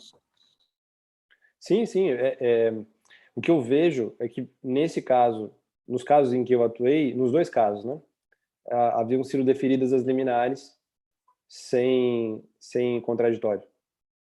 E eu realmente acredito que o código, ao possibilitar, praticamente, eu acredito que existe um incentivo para que o magistrado, numa situação dessa, acredite que é evidente. E como nos dois casos isso gerou uma complexidade processual que eu acredito inútil, na minha opinião, a vantagem de você poder deferir tutela de evidência numa situação dessa sem contraditório é muito pequena. Então você traz a possibilidade de deferir liminar sem contraditório numa situação em que o que nós mais queremos é louvar o contraditório. Né? Então, é por isso que, mas concordo contigo, o juiz não está obrigado, é importantíssimo a gente deixar claro que o juiz não está obrigado a não seguir o contraditório. Né? O código não diz que ele vai parar isso, né? Que o juiz decidirá sem ouvir a parte contrária. Posso continuar? Tá, maravilha. Depois, petição inicial, como você falou, o inciso 4, você tem uma petição inicial que é instruída com provas, e aí o réu vem, você precisa ter necessariamente o contraditório, e ele não traz elementos suficientes, mínimos, para que você, magistrado, analise a circunstância como um todo e diga, não, eu tenho pelo menos uma dúvida. Né? E o que muita gente vai perguntar nesse caso é, tá, mas por que o juiz não julga antecipadamente a lide, então? E a resposta é a seguinte, é que no caso do inciso 4, é mais ou menos, eu sempre faço um paralelo com dolo eventual e culpa consciente. Tá? É subjetiva a distinção. No caso do inciso 4, o juiz não quer julgar antecipadamente a lide ainda, porque muito embora ele tenha quase certeza, ele ainda não tem certeza. Tá? Então ele tem quase certeza, mas ele ainda admite a instrução, ele ainda admite que haja elementos de instrução no processo. Por isso que ele dá a tela de evidência. Se ele tivesse certeza, ele julgava antecipadamente a lide. Tá? Então a distinção no inciso 4, na minha opinião, é essa, né? E é por esse motivo que... E aí você vai dizer, puxa, mas então na cabeça do juiz isso é a mesma coisa, não tem diferença? Não, depende do juiz, depende da circunstância, né? Eu acredito sim que haja circunstâncias. Eu mesmo já advoguei em caso de consórcio, eu vou falar daqui a pouco do consórcio, rapidamente aqui, né? De consórcio, em que você tem lá, na hipótese do consórcio, você tem o retorno ao domínio do ente consorciador, né, do bem como um todo, e isso gera tanto a possibilidade de tela de evidência quanto de urgência, na minha opinião. E nesse caso é muito comum o juiz querer saber por que isso aconteceu, por que o inadimplemento aconteceu, em que condições que ele aconteceu, para que aí então ele possa realmente julgar, né? Porque tem circunstâncias em que o ente consórcio, né, a própria entidade que promove o consórcio também não cumpre as coisas de direito, você faz, por exemplo, o pagamento do prêmio no consórcio, ou o lance, e ela não cumpre com a obrigação dela. Então, são situações que vale a pena o juiz que tem um pouco de experiência nessa matéria, por exemplo, ele defere evidência no sentido de você não perder o bem, né? E eu sempre costumo dizer que o ideal é que o juiz deferisse a urgência, não a evidência, porque o motivo verdadeiro é urgente. Só que você tem fundamento para evidência porque a lei nova de consórcios dá esse fundamento. Então, são situações que faz sentido que você ainda não tenha um julgamento antecipado da lide, né? Bom, muito bem. Essas são as hipóteses previstas no Código. A gente tem algumas hipóteses previstas no artigo 311 do Código, né? Tem algumas outras hipóteses que também são de evidência, mas que todo mundo conhece, vou falar, mas vejam, são evidência. A gente sempre pensou que era tutela de urgência, no fundo nunca foram, né? Olha só, vamos lá. Liminares em possessória, tá? Seja na manutenção de posse, seja na integração de posse, né? O que você vai ter ali, seja no interdito proibitório, você vai ter uma circunstância em que você tem que demonstrar, na verdade, o esbulho, né? Você tem que demonstrar, na verdade, uma série de circunstâncias que não são o risco de dano em si. Eu tenho que demonstrar a minha posse anterior e o esbulho, né? Então, são circunstâncias em que a lei não prevê a demonstração do dano ou do risco em si de dano, né? E é por isso que nós podemos dizer que isso são hipóteses de evidência. A mesma coisa o mandado monitório, né? A ideia do mandado monitório é uma típica circunstância em que eu tenho uma probabilidade muito grande de, por conta de eu já ter aquela prova escrita, isso se transformar desde já no título executivo, né? Então, mandado monitório também é mais uma circunstância em que a gente tem evidência. E fora do código nós temos outras situações, né? Vou pegar, quer ver, fazer uma situação que eu iria trazer como pergunta, mas para a gente pensar. Ações de controle de constitucionalidade. Imagine que eu tenho um tributo que já foi declarado inconstitucional numa DI, né? E aí, declarado inconstitucional o tributo, esse tributo vem ser cobrado, né? Vejam, é uma das hipóteses do 311? Não. Posso pedir uma liminar no sentido de não ter que pagar o tributo? Vamos pegar uma taxa de iluminação pública da vida aí, né? Posso pedir uma liminar? Posso. Posso pedir evidência? Na minha opinião, pode. Tem previsão legal específica? Não. Não tem. Por quê? Porque não tem previsão nem no 311, nem no CPC como um todo, de que isso é evidência. Ou seja, na minha opinião, qual é a previsão legal específica? É a previsão lá da 9868, lá do artigo 27 da 9868. Então, na minha opinião, aqui eu estou indo contra aquilo que boa parte do pessoal fala sobre o tema, sim hipótese de evidência. É porque tem gente que diz o seguinte, os incisos do artigo 311, o inciso 2 do 311, têm que ser interpretados restritivamente. Concordo. Só que aqui eu estou aplicando o artigo 27 da 9868. Para mim, ali é típica hipótese de evidência, né? Por quê? Porque você pode, sim, utilizar lá a 9868 para dizer que ela está dando esse fundamento, considerando, né, como é que eu aplico pelo CPC de 2015 leis antigas, leis anteriores, né? Então, me parece que a influência do CPC sobre a interpretação de leis esparsas anteriores é muito grande. A gente tem que considerar isso. Senão, o sistema como um todo não faz sentido. Mas é interessante, porque o controle concentrado da constitucionalidade também está no 927, né? Exatamente. É uma das hipóteses de padrão decisório obrigatório, né? Sim, ali. Sim. Mas aí que é a questão. O controle concentrado também está no 927. Então, de duas uma. Ou eu entendo que o 927, como um todo, é o que vale, né? E aí, interpretando o código, eu vou conseguir chegar à conclusão de que isso é tutela de evidência também, só pelo fato de ser. Ou eu entendo que o código quis excluir do 927. Ele quis fazer isso. Tem essas duas possíveis interpretações. Se o código quis fazer isso porque ele só preveu essas duas hipóteses de repetitivos e de súmula vinculante, então, mais forte do que a vinculação da súmula vinculante só o controle concentrado. É o que a gente estava discutindo agora há pouco. Então, na hipótese de controle concentrado, eu tenho que ter evidência. Né? É mais ou menos essa. Ou seja, ou eu pego o 927, né, Adonis, ou eu vou para o controle concentrado e vou ter que não ter evidência na hipótese de controle concentrado é muito contraditório. Não, porque, veja, se você interpretar que é com base na 9868 e não no 927, você vai excluir, por exemplo, o IAC, o incidente de assunção de incompetência. Se você for pelo 927, aí a gente vai cair nisso que você estava falando agora. Você vai cair nas outras hipóteses, aí você talvez tenha uma tutela de evidência, porque é bacana que você está sistematizando a tutela de evidência, você está criando um sistema de tutela de evidência para além do 311. Isso é muito bacana. Sim. Porque isso abre o horizonte da gente interpretar o CPC. O próprio incidente de declaração de inconstitucionalidade, que Marcelo tratou agora há pouco, se você interpretar que o 927 pode fundar a tutela de evidência, também seria uma hipótese de você deferir liminarmente um pedido com base nisso, né? Sim.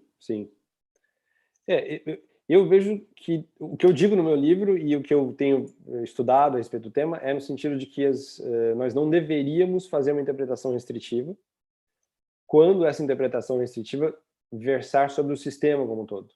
Não ficar só no 311. Né? Então eu penso sim que o 927 deveria ser considerado ele todo evidência. Mas, ao mesmo tempo, se você tiver o argumento de que o código não quis fazer isso, e a gente já leu em alguns lugares esses argumentos, eu prefiro tentar buscar em outro, porque a gente consegue, a maior parte dessas circunstâncias, encontrar em outros lugares, né? O fundamento legal para isso. Realmente, no caso do IAC, eu não encontrei. A gente não, o que seria uma outra contradição. Né? Bom, terminando, né, entrando na parte final, o que eu acho que é legal dizer? Primeiro, tutela de evidência vai fazer diferença para nós cada vez mais conforme a gente trabalhar a nossa cultura de probabilidade, a nossa cultura de pesquisa da jurisprudência, a nossa cultura de compreensão daquilo que está se interpretando dentro de diferentes previsões legais. Então, esse é um primeiro ponto. Eu acredito que a gente vai avançar nesse sentido, mas tem sido muito importante. Né? Depois, eu acredito que existe fungibilidade, sim, eu concordo com o Conselho da Justiça Federal, entre urgência e evidência. Eu posso ter. Se eu tiver dúvida entre um e outro, no caso concreto, conseguir demonstrar isso, existe fungibilidade. Para mim, a maior hipótese disso é a evidência, que na minha opinião não é evidência, mas tanto faz, nas ações de improbidade administrativa. Tá? Porque a gente tem uma longo entendimento jurisprudencial de que isso seria evidência, no fundo não é evidência, porque é tudo com base na urgência, essas liminares de indisponibilização de patrimônio do administrador público. Mas, ora, se eu tenho tantas decisões que dizem que isso é hipótese de evidência, e eu quero pedir a tutela de urgência, eu tenho que ter fungibilidade, porque às vezes, meu amigo, se você vai deferir por urgência ou por evidência, não interessa, o ponto é que é uma circunstância de indisponibilização do patrimônio do administrador. Tá? Então, eu realmente acredito, sim, na ideia de fungibilidade entre evidência e urgência. Assim como eu acredito que você pode fazer exatamente o mesmo pedido, né, como, por exemplo, nesse caso, ou mesmo um pedido em possessória de força velha, né? Quer pegar uma possessória de força...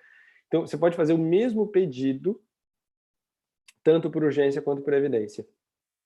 Tá? Eu não vejo... eu não vejo... Minto. Não na possessória de força velha, na possessória de força nova. Na de força velha, na minha opinião, só se houver urgência. Mas na possessória de força nova, você pode tanto demonstrar, no caso concreto, urgência, quanto tem um fundamento legal específico do esbulho.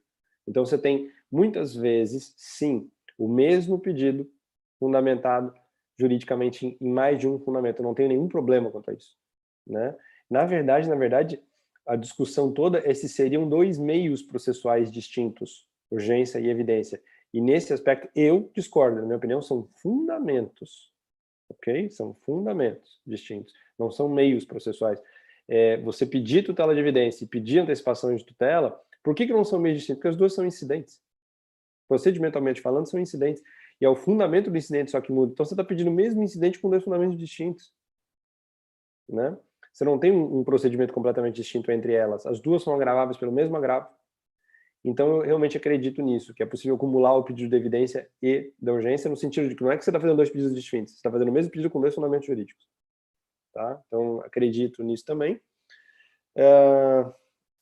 E, para terminar, queria dizer a vocês que tenho visto, né, na nossa jurisprudência, uma certa dúvida com relação àquilo que é evidência, uma dificuldade um pouco, nesse momento ainda, de a gente ter segurança com relação às situações de aplicação da evidência, né? Mas, se a gente comparar o que está acontecendo hoje com a realidade de 5 anos atrás, ela é completamente distinta. Então, me parece que em poucos anos nós vamos ter a evidência vai se tornar popular, como a antecipação de tutela se tornou na década de 90. Acho que é basicamente o fenômeno que aconteceu na década de 90. Então, eu vejo com olhos muito positivos o futuro dessa forma de tutela provisória no nosso sistema. Tá? Fora isso, agradeço mais uma vez o convite do Antônio, agradeço a atenção também da doutora Marcela, que participou do debate, fez uma exposição brilhante, riquíssima, e aprendi muito também hoje com ela. E fico à disposição para a gente fazer aí outros debates, etc., no futuro, e iniciativas tanto da ESA. As iniciativas que você tiver, Adonis, me convida sempre, que eu vou estar sempre à disposição.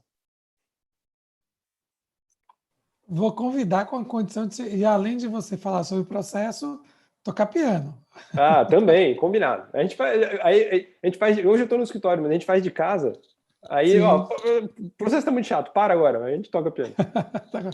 Pois é, você fez uma live, gente, Lamy fez uma live com o Henderson. Isso.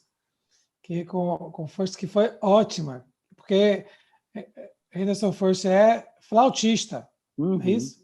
E aí vocês falaram de música, de direito, e achei interessante também que vocês colocaram o seguinte, como é que a música se tornou importante aí na vida de vocês. Mas, Lamy, deixa eu lhe falar uma coisa. Tiago Queiroz, aqui no YouTube, fez uma pergunta que eu coloquei aqui no nosso chat. Diz assim, parabéns pelas explicações, professor.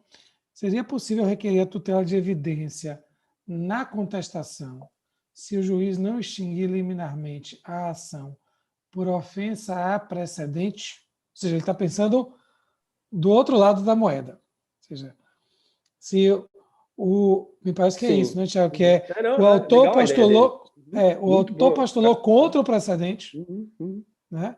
E aí o réu diz, bom, tem um precedente aqui, né? Então, me parece que essa é a dúvida. Então, a primeira coisa, acho que a primeira pergunta, vamos lá, aí depois vocês dão também a opinião de vocês, mas a minha opinião, a primeira coisa é definir se esse precedente que ele está falando se vai se aplicar a evidência pelo 927 como um todo, ou se é só aquilo que literalmente diz né, que precedente é esse. Na minha opinião, se é precedente do 927, aplica evidência, tá? Por conta de todo né, de tudo isso que a gente veio falando, interpretação sistemática da intenção do legislador e daquilo que deveria ser evidência. Especialmente porque você vai ter contraditório, né, agora. Você vai ter contraditório. Então, eu acredito que é típica a hipótese, sim, de evidência. Mas, primeira coisa, eu acho, na minha opinião, que na hora que você faz a contestação e pede para que ele faça... eu realmente acredito, tá? Que, muito embora seja aquilo que o autor está pedindo, você, na maioria das vezes, apenas se defende. E se defende dizendo... Então, muito embora, na minha opinião, você não precisasse pedir reconvenção, na minha opinião, não precisa. Porque você simplesmente está se defendendo, mostrando que a pretensão do autor não deveria ser procedente. No dia a dia forense, peça desde já sem evidência, e se o juiz entender que é o caso, subsidiariamente peça isso, faça pedido reconvencional para deixar claro que a declaração nessa circunstância, que você quer a declaração da improcedência com base nesse precedente, com base na evidência. Tá? Me parece que deixar claro isso na contestação pode fazer com que o juiz entenda que você pode, no seu pleito, pedir evidência. Por quê? Porque, em princípio, quem está pedindo, se todas as vezes que você pede improcedência, a gente interpretar que você já está fazendo um pedido também contraposto, perfeito. Mas quando nós dizemos que na contestação do CPC de 2015 você está fazendo um pedido, e esse pedido é reconvencional, eu acho melhor você deixar claro que você quer o reconhecimento de que existe a improcedência daquele pedido com base naquele precedente. Você está trazendo precedente só agora. Então, caso contrário, você corre o risco de ele julgar a improcedente sem a questão do precedente e sem a evidência. Então, eu sugiro que você faça pedido reconvencional e que você peça que ele aplique evidência desse pedido reconvencional. Tá? E peça evidência especificamente, porque ela não vai ser dada de ofício. E aí, dessa forma, concordo sim. É você que está trazendo, você que está demonstrando e está fazendo o contraditório para que ele aplique. Então, na minha opinião, é absolutamente plausível. Maravilha. Temos aqui diversos comentários. Jaqueline Sangalo, que tive a oportunidade de... Ela hoje é professora, eu fui professor dela, e ela é uma advogada aqui que atua aqui na Bahia na área de propriedade intelectual. Ela diz aqui, lamentando, né? Em propriedade intelectual não conseguimos quase nada sobre a tutela de evidência, mas isso é imprescindível, né? Então, é uma área que realmente tem aí um perfil específico, né? Eu tenho uma pergunta, se eu puder fazer agora. Primeiro, parabéns, claro, Eduardo Lamy, pela excelente exposição. Foi ótimo, gostei muito. Eu tenho uma dúvida, na verdade é um tema que eu venho refletindo, e eu queria saber a sua opinião. Você mencionou que a monitória, né, seria uma espécie de tela aí de evidência, eu concordo com isso.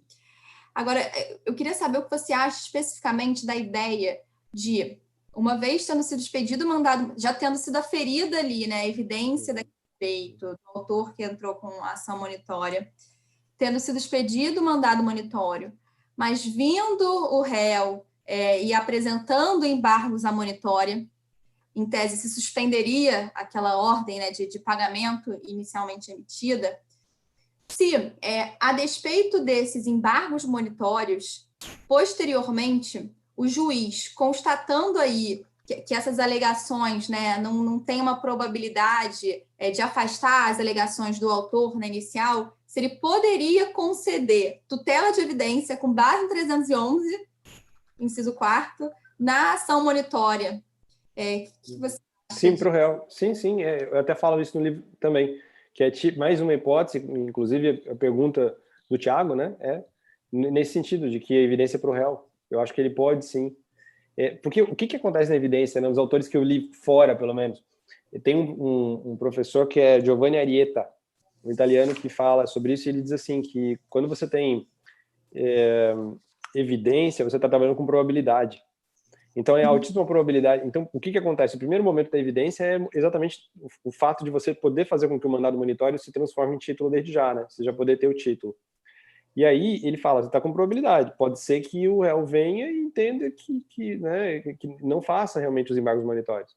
Então, aqui você está trabalhando, mais uma vez, com probabilidade. Ok, ele fez os embargos monitórios. Só que ele trouxe nos embargos monitórios uma alegação muito fraca. Né? Você pode trabalhar com isso? Claro. É típica a circunstância em que você pode utilizar o inciso 4 do 311. Porque você já tem hipótese de monitório, já tem a prova escrita e a alegação muito fraca do demandado. Exatamente. Então, óbvio que você pode pedir. Né? E neste caso, o que eu acho só? Eu acho que é complicado você só contestar. Como é que é complicado? Eu concordo que seja assim, que você só conteste e peça evidência. Mas, às vezes, tem alguns magistrados que nesse formalismo acham que você tem que fazer um pedido para, então, pedir a evidência dele. Por isso que eu falo da reconvenção. né? Mais como uma ideia prática, porque prejudicar não vai, entendeu? Mas eu penso sim, acho legal, Marcelo. E essa sistematização que você fez também, Lami, que difere, veja, não fica a critério do juiz formar o seu convencimento para conceder a tutela de evidência ou não. Exatamente. Então, ou seja, lá, que a gente, isso é importante para fazer a distinção entre os dois institutos, né? Ou seja, na realidade, as duas espécies de tutela provisória de urgência e tutela provisória de evidência, na provisória de urgência, o legislador focou na urgência e deixou mais aberto para o magistrado formar o seu convencimento com base na verossimilhança, na probabilidade do direito, etc. Na de evidência, como não há urgência, necessariamente, né? Porque, como você disse, você pode pedir com urgência e com evidência, um pedido só de tutela provisória com um duplo fundamento. Mas lá na evidência vai dizer, bom, já que não há urgência, o que é que justifica conceder essa medida, esse provimento no começo do processo?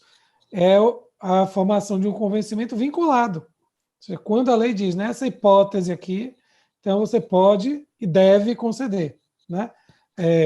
Então não depende, não fica ao arbítrio de cada julgador, né? Isso garante a segurança jurídica, né? Sim.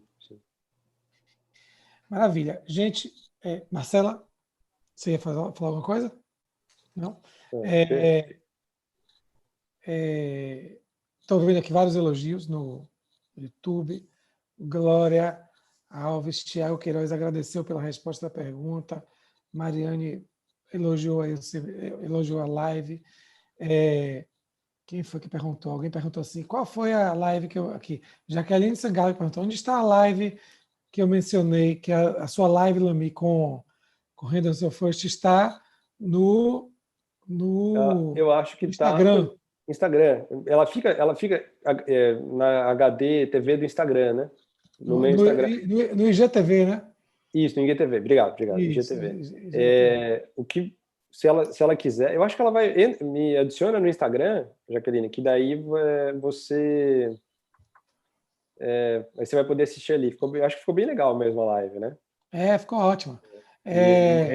O Range tem uma história de vida linda, né? Então é muito legal. Isso. Que é Eduardo Lami, com Y. Eduardo Lami 1. Isso. Eduardo Lami 1. Tô vendo que minha esposa também entrou aqui, ó. Tá assistindo a gente no YouTube. Lara Soares mandou um tchauzinho aqui. Outro para ela. Afinal de contas, né? Assim, ó, com uma fã dessa, o que é que eu posso mais fazer? Claro, ora, bolas. E Marcela também. Marcela, diga aí seu WhatsApp, seu Instagram, para o pessoal te seguir. Olha, o meu Instagram, eu tive um problema com ele uma vez, ele foi deletado, não sei porquê. E eu tive que fazer um outro, eu botei meu nome de casado, então é um pouco complexo, mas é Marcela Pérez, Pitigliani, P-I-T-T-I, G-L-I-A-N-I. Mas eu queria aproveitar, o Adonias, para fazer... Mas Marcela Pérez com Z, né? Pérez com Z, Com Z. Fazer o já... Que hoje eu puxei a orelha de Daniela e da ESA, porque eu falei assim, Daniela, hoje quando eu fui saltar na lista de divulgação o card, né, e convidando todo mundo para assistir, aí quando eu bati o olho na publicação da ESA, aí tinha assim, a professora Daniela Pérez, aí eu falei, não, gente, não é Marcela Pérez, corrija, aí Daniela Silva, que nos ajuda aqui, falou, professor, desculpa, não sei o que, e aí corrigiu. Não, então, imagina. Gente, não, que eu ia falar... O Instagram é Marcela Pérez com Z. Pérez com Z. Isso. Pitigliani. P-I-T-T-I-G-L-I-A-N-I. Vou mandar aqui eu tô com o YouTube aberto, vou mandar no YouTube. Maravilha, manda aí. Que é mais fácil, eu queria indicar também o canal da Processualistas, que a gente tem no Facebook e no Instagram também, Processualistas é mais fácil. Eu também, vocês me encontram lá também, acho que com mais facilidade. Surgiu como uma coluna, né, que visava estimular mulheres a divulgarem seus trabalhos, a escrever, a publicar trabalhos acadêmicos aí de qualidade. E hoje em dia a gente tem alguns outros projetos que a gente atua, inclusive grupo de pesquisa, atua também na competição de processo, e também deixar aqui o meu convite, então, para vocês poderem participar lá das redes sociais e descobrir um pouquinho mais sobre esse projeto, que não só para mulheres, para estimular as mulheres e para nós todas nos ajudarmos, mas também é sempre bom contar com o apoio dos homens, né? Afinal, só chegaremos lá juntos. Então, todos que puderem aí compartilhar e contribuir com esse projeto, vai ser uma honra. Maravilha. Para a gente finalizar aqui as perguntas, porque agora estão surgindo várias perguntas, e aí já são com o horário. Temos aqui 2 perguntas que eu vou passar aqui para a Lami, e aí a gente encerra as perguntas, e aí a gente faz a nossa despedida, porque senão a gente fica aqui até 9, 10 horas da noite, viu, gente? Vamos lá. Temos aqui, Lami, Jaqueline perguntando. Então, é melhor não pedir as 2 juntas para eliminar o arbítrio? Aí, acho que você já falou um pouquinho disso, mas seria bom voltar ao tema. E aí ela esclarece. Digo, então é melhor pedir só a urgência ou só a emergência, não seria só a evidência, não acumular para termos a chance de reduzir o arbítrio do juiz? E já agradeceu aqui, viu, Marcela? Parabéns por essa iniciativa de estímulo às mulheres. Mas, Lami, o que você diz aí? É melhor acumular, não acumular? Ou o pedido é um só e são 2 fundamentos? Isso, eu acredito que o pedido é um só e são 2 fundamentos, mas eu acredito que quando você tem prova da urgência, e você está fazendo a prova bem detalhada da urgência, você pede primeiro a urgência, faz um capítulo específico da urgência, demonstra os requisitos da urgência. Tá? Quando você depois que você demonstra bem a urgência, você vai demonstrar a evidência. Naturalmente, você vai demonstrar a probabilidade do teu direito. E aí, se tiver fundamento para evidência, aí você demonstra a probabilidade de tal forma dentro do teu capítulo de tutela provisória, digamos assim, no final da peça, que você pede ao final para que, em função de você acreditar em todos os elementos doutrinários, jurisprudenciais, que isso também poderia ser definido como evidência, você fala, caso você nem se entenda, né, que na hipótese improvável de você nem entender que não tem essa urgência, muito embora o direito seja evidente, defira então como evidência e explica por que você acha que é evidente, né? Então, você pode fazer um pedido subsidiário, é isso que eu faria, mas pediria os 2, explicando que no fundo o pedido é o mesmo, você só está fazendo por fundamentos distintos, né? Então, para não pedir exatamente a mesma coisa pelos 2 e parecer que você está meio desesperado, um monte de fundamentos, você poderia fazer um pedido subsidiário, mas pedir com os 2 fundamentos. Maravilha! Então, está esclarecido. Vamos aqui em frente.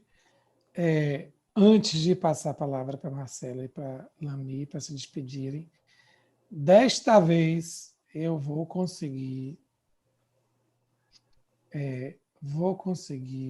projetar. Vamos ver.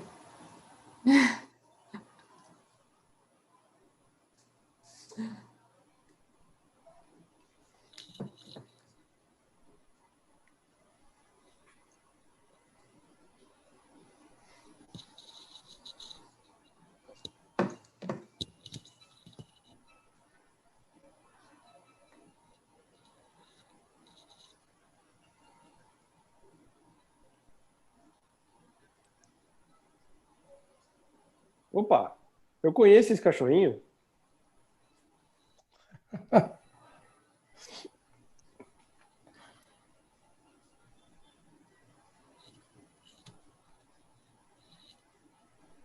Tá aparecendo a música? Tá ouvindo? Não sei. Espera aí. Espera aí que eu estou fazendo aqui alguma... Stop share. Pronto. Eu não sei se... Vocês não conseguiam ouvir a música, não? Eu acho que... gente... Não, bem lá no fundo, assim, deu para ouvir. Ah, mas ficou bem, deu para ver, o pessoal conheceu Primeiro eu consegui projetar a música, eu não consegui a imagem. E agora, não, tá ótimo. Agora olha, eu consegui a imagem. Cara, muito obrigado mesmo, Antônio. Eu vou estudar isso para ver como é que a gente faz para projetar a música e a imagem. Na minha cabeça está passando as duas coisas. Não sei se no YouTube... Ah, pronto, estão dizendo aqui, sem som aqui. Aí Jaqueline Sangal falando, não, infelizmente, está sem som. Pois é, gente. Então aí é o operador que... pronto. Está todo mundo dizendo aqui, sem som. Pois é, o operador aqui não é tão bom, tá certo? Mas fica tranquilo. O que vale é a intenção e o carinho. Isso. E se vocês forem lá no perfil de Eduardo, vocês vão ver no Tá no meu IGTV. Instagram, isso. Vejam lá. Aí ele vai estar lá tocando. Então, queria agradecer mais uma vez por vocês terem aceitado o convite e participado aqui com a gente aqui na ESA da Bahia. Queria passar a palavra à Marcela, para a Marcela se despedir e agradecer por ter vindo virtualmente. Virá virtualmente de novo em outubro, né? De 14 a 16 teremos aí a nossa terceira edição da Competição Brasileira de Processo, promovida pelo IBDP, que é o Instituto Brasileiro de Direito Processual. Estamos aí organizando juntos. E vamos fazer em Salvador no ano que vem, 2021. Se tudo der certo, quero recebê-la aqui presencialmente. Bom, muito obrigada a Adonias por esse convite. Foi um excelente debate. Queria agradecer muito você, a ESA, a OAB, a todas as pessoas aí que nos assistiram, mandaram as perguntas, participaram. Foi uma grande honra. Parabenizar também o professor Eduardo Lamy pela ótima, excelente exposição. E acho que é isso. Qualquer coisa estou à disposição. Podem seguir o Processualistas. Também estarei lá. E muito obrigada. Joia, bom tê-la aqui conosco, Marcela. Lamy, a palavra está com você. Eu queria reiterar o agradecimento. Obrigado por ter vindo, por ter compartilhado aí o conhecimento sobre a tutela de evidência, o papo foi ótimo. E volte sempre à ESA da Bahia. Quando houver oportunidade, volte aqui. Isso aqui você não vê. Você fez o que? Campeonato de bicicross, foi? Foi. Não vai ser mais bicicross, mas esperamos você na competição, coordenando a também. equipe Na verdade, Salvador, é quando você começa a mexer a boca para convidar, eu já não, claro, vou. Né? Então, claro, vou estar aí sempre, tanto na ESA, quanto na comissão de processo, quanto tudo que tiver de evento, etc. Adoro o Salvador. E quero agradecer o teu convite, agradecer o carinho, nunca aconteceu de alguém lembrar e falar, vou colocar aqui você tocando, né? Então, eu acho muito legal, fiquei feliz demais com esse carinho. E agradeço também a atenção né, da professora Marcela, dizer ela que a exposição foi excelente, né? Muito legal. Fiquei com várias ideias aí para falar sobre nas aulas de processo constitucional. E agradecer também as perguntas, a atenção do pessoal que está acompanhando a gente. Perguntas muito, muito, muito claras, mais do que isso, ricas, né? Com várias questões interessantes com relação aí a precedente, etc. Não é comum a gente participar aí de evento, etc. E as perguntas terem esse nível de profundidade, de atenção. Então, dar os parabéns também para quem estava acompanhando com a gente, agradecer muito a atenção e o carinho. Joia, a gente que agradece aí pela participação, pela sua, pela de Marcela. Eu queria me despedir de todo mundo que está aí nos assistindo, dizer que na próxima quarta-feira a gente está aqui de novo com mais uma edição do Colocando o Processo em Prática. Eu vi que Jenny, que está aí nos assistindo, perguntou, e a programação dos outros? Já vai divulgar quais são as próximas, os convidados das próximas edições. Mas próxima quarta-feira, dia 9 de setembro, estaremos aqui novamente no canal do YouTube da ESA da Bahia. Queria, como sempre faço, agradecer a Daniela Silva. Daniela, gente, é nossa Lombardi. Ela existe, está aqui na sala conosco, fala com a gente, interage, mas não aparece lá no YouTube. Mas sem Daniela, não seria possível a gente está aqui na sala do Zoom. Tem outro evento da ESA acontecendo simultaneamente, é ela que toca isso também. Às vezes tem evento depois do nosso e ela já segue direto. Então, Daniela, muito obrigado por colaborar e por colocar tudo isso para funcionar, colocar aí no ar, no YouTube, e providenciar os cards e divulgar, enfim. E queria agradecer também, mais uma vez, a Thaís Bandeira, diretora-geral da ESA, e a toda a diretoria-geral da ESA, e a toda a diretoria da OAB da Bahia. Obrigado pelo apoio, e aí estamos aqui divulgando e compartilhando nossas ideias sobre o processo e contribuindo para o exercício da advocacia e das outras profissões jurídicas, né? É sempre bom a gente interagir e conversar. Tá joia? Obrigado, Lami. Obrigado, Marcela. Até a próxima. Gente, obrigada, até a próxima. Tchau, tchau. Estamos finalizando aqui. Um abraço, tchauzinho. Um abraço.